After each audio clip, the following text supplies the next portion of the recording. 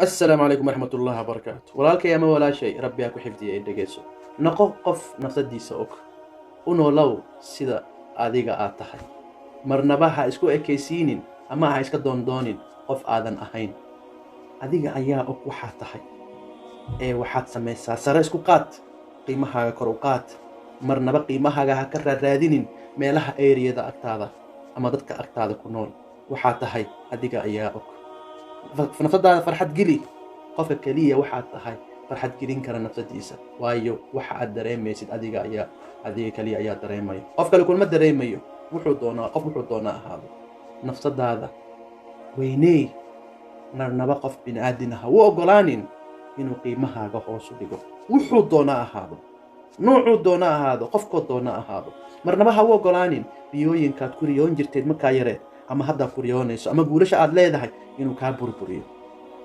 nafsadaada ku mashquulsanow. jacaylka ee aad qabto nafsadaada u qabtana sii.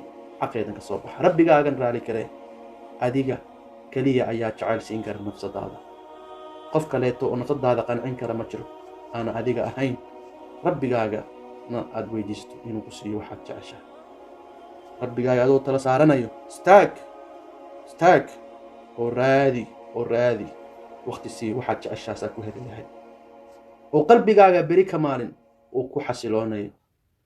noqo qofka adiga tahay. qof kaleetana ha noqon.